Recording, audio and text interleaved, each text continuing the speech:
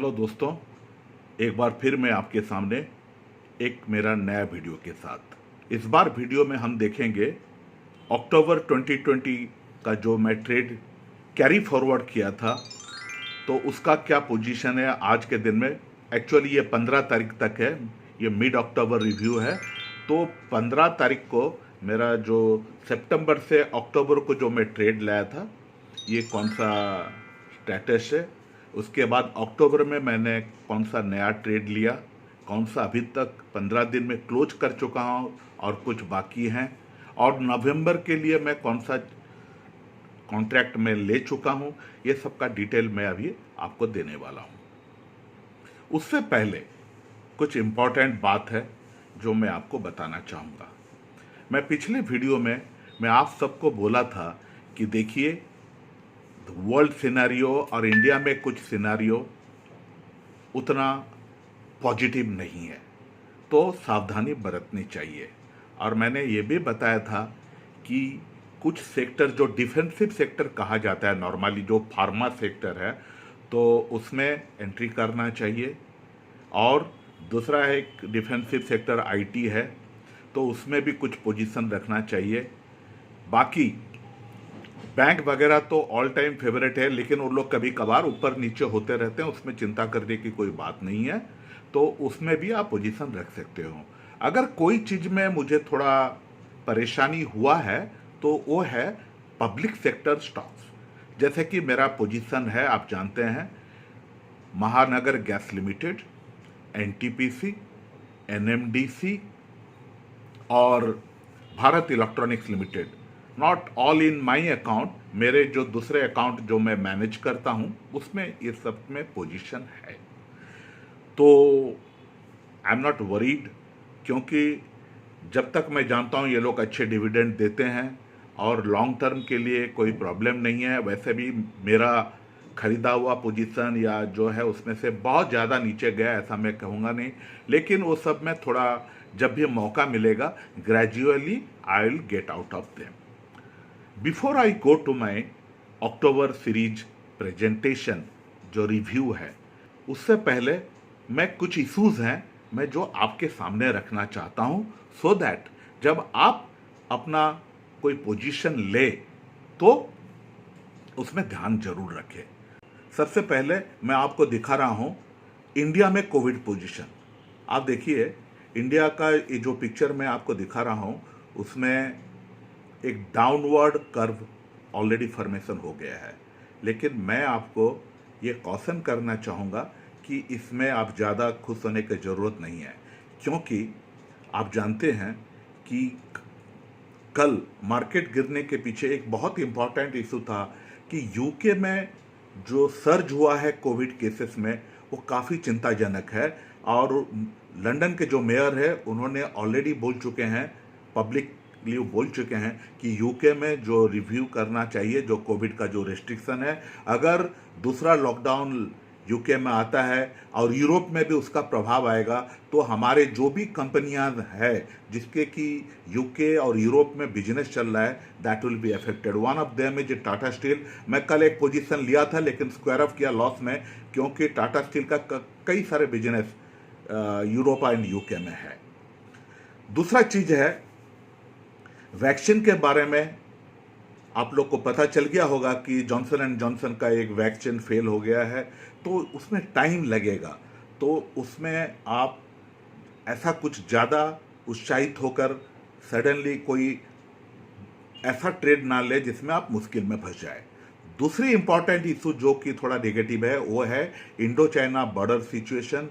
उसमें बार बार Chinese government कुछ बोलते रहते हैं, हमारा इंडिया का कुछ स्टैंड है, और वो चीज़ कभी भी भले ही छोटा हो फ्लेयर अप हो जाना मैं प्रेडिक्ट नहीं कर पाऊंगा, और आप भी इसके बारे में जानते हो। तीसरा है यूएस इलेक्शन। यूएस इलेक्शन यद्यपि 3 नवंबर को है, आप ये मत सोचिए कि 3 नवंबर को हमको सब कुछ पता चल जाएगा। मैं आपको एक कैलेंडर दिखाता हूँ। देखिए, The third presidential debate will be on 22nd October. As you know, November 3rd को election day है। उसके बाद on 14 December member of the electoral college meet and cast their ballots for president and vice president. आपको पता होगा पिछले बार यद्यपि Hilari Clinton को ज्यादा पॉपुलर वोट मिला था, लेकिन ट्रंप जीत गए थे because of this electoral college में जो वोट आता है। जनवरी 6 तारीख को जाकर हमें पता चलेगा, जब कांग्रेस मीट करेगा तब वो लोग इलेक्टोरल वोट जो है उसको काउंट करेंगे और डिक्लेयर करेंगे विनर कौन है।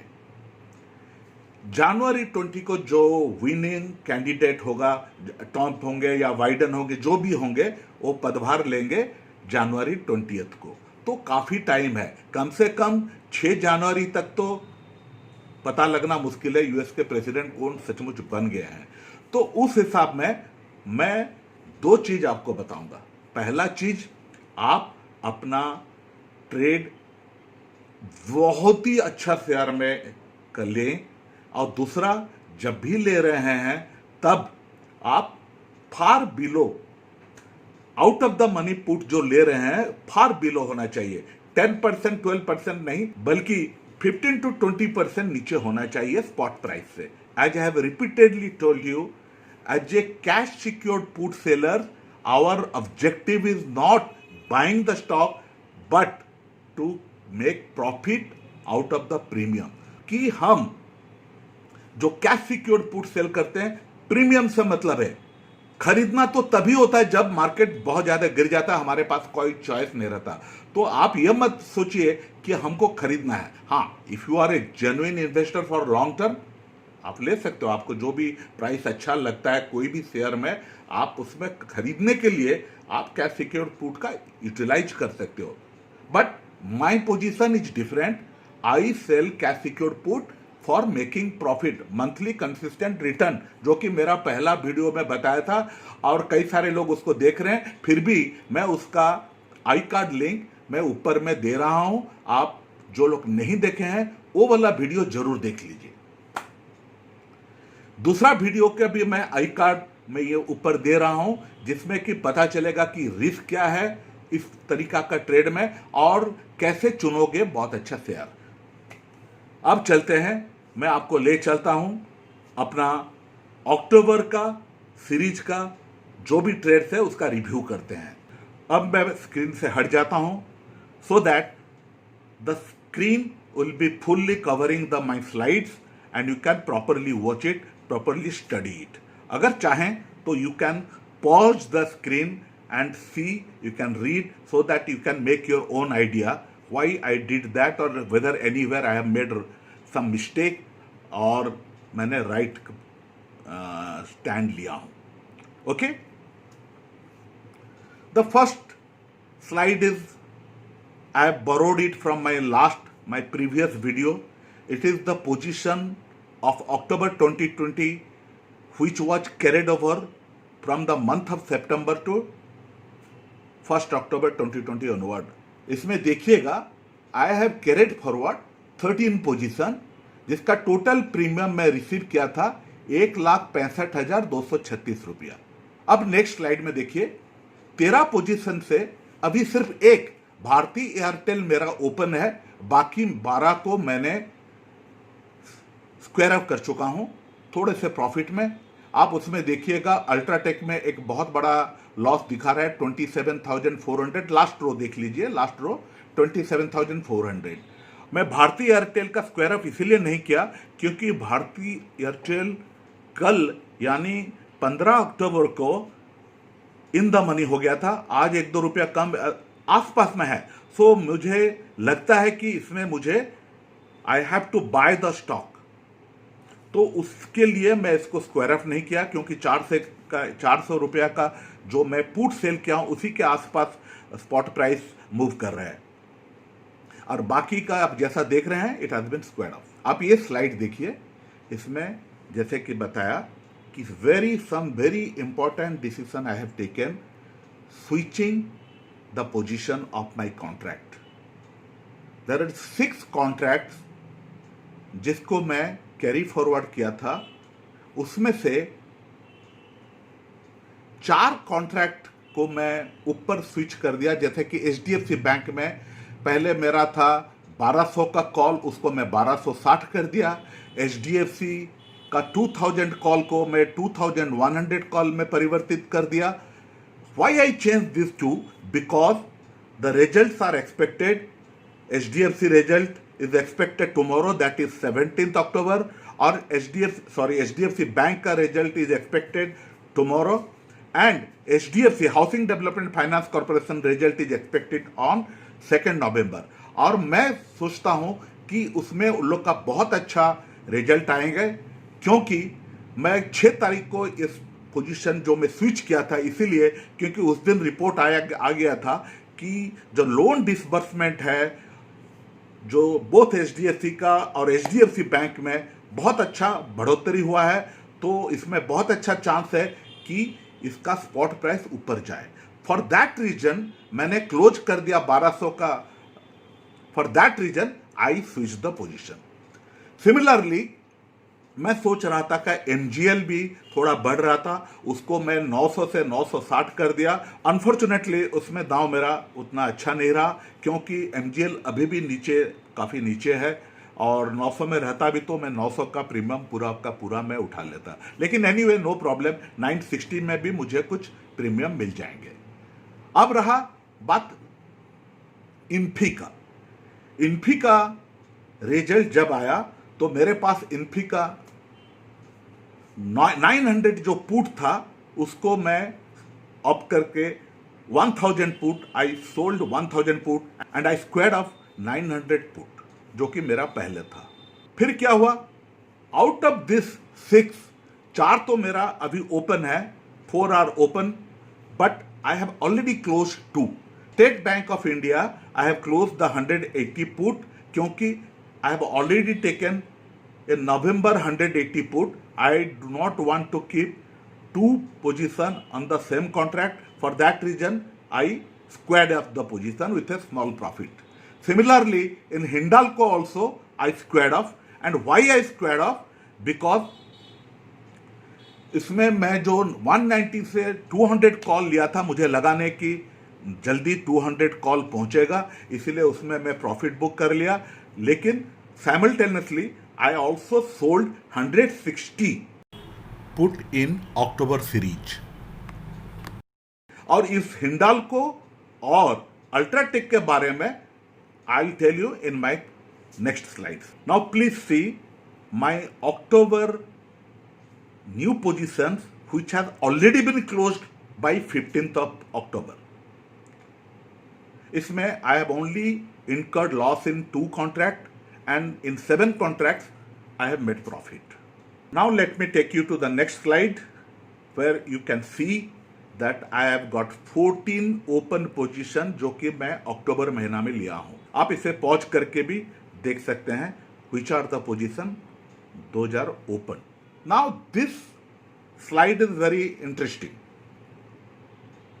The Ultratech 4400 call जो मैं 27,400 लॉस में बेचा, which I sold at a loss of 27,400 in derivative segment, I made a great 51,852 rupees profit in cash segment. In fact, let me tell you, in September I had a position in Ultratech 4,200 call.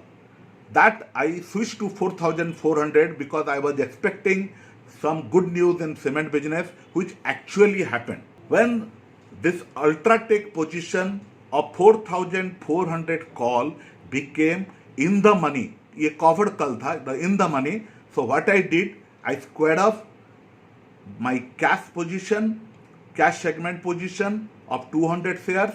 At the same time, simultaneously, I squared off my Ultratech 4,400 call. इसलिए वहाँ loss हुआ because it became in the money. But let me tell you, before squaring off this UltraTech 4,400 call, I have already sold the 4,000 put for November series, as I knew that cement is going to be very strong in October and probably in November. फिर हिंडाल्को बारे में मैं आपको ले चलता हूँ। हिंडाल्को में मैं दोनों डेरिवेटिव सेगमेंट में भी प्रॉफिट किया हूं एंड कैश सेगमेंट में भी प्रॉफिट किया हूं and simultaneously I have already sold 160 put of Hindalco for October series itself and I feel that I will be making good profit there. Otherwise, I am there to buy the stock at 160 minus premium that I have already collected at that price.